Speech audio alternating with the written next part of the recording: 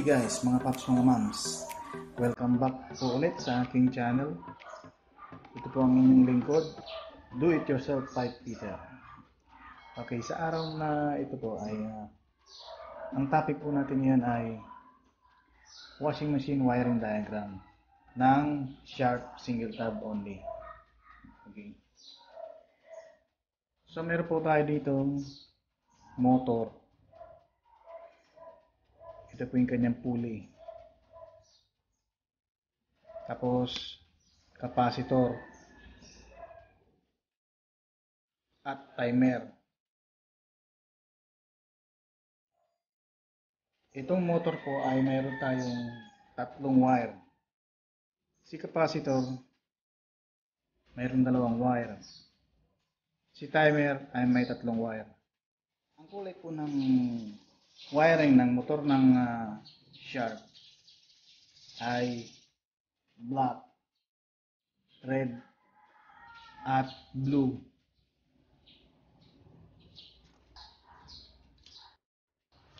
Ang capacitor po natin ay mayroong red at blue na wire.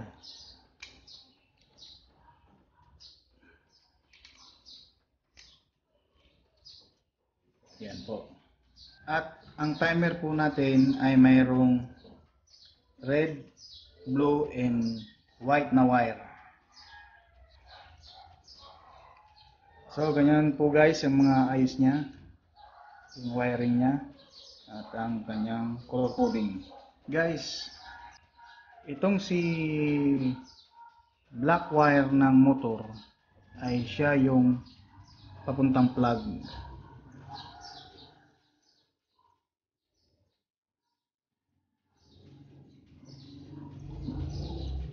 Okay. At yung isang white ng timer ay siya yung papuntang plug din po.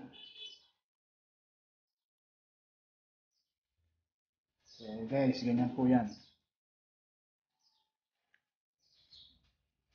Ang susunod po na wire ay red ng motor ay papuntang red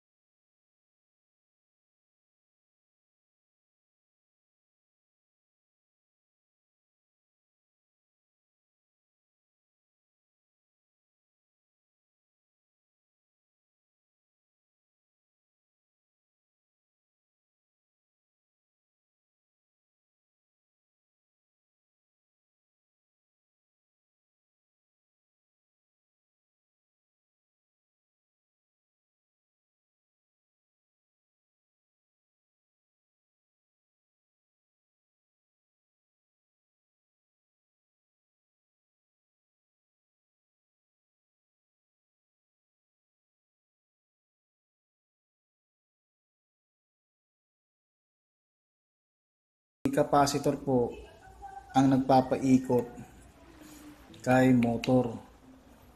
Opo. Ang common na sira naman ng capacitor ay pag mahina na yung ikot, spinning ng washing machine, o kaya hindi na umiikot, o kaya umuugong. Yun na po ang may sira ang capacitor. Next po ay ang motor. Ang common po niyan ay iisa rin ang direksyon, o kaya yung winding niya ay shorted. Tapos kuminsan po pag matagal na hindi ginamit yung washing machine, so na-stack up. So ang sira nun, bushing. Kailangan palitan, ayusin. Tapos open wiring. At saka umuugong. Yun po ang mga karaniwang sakit ng mga parts. So guys, hanggang dito na lang po, at sa susunod po na video ay papakita ko po sa inyo yung pag-ayos po ng washing machine. Ang sira po nun ay yung kanyang gearbox. Medyo mahina no ang ikot, wala po siyang puwersa. Okay po, sige po, see you next video. Salamat po.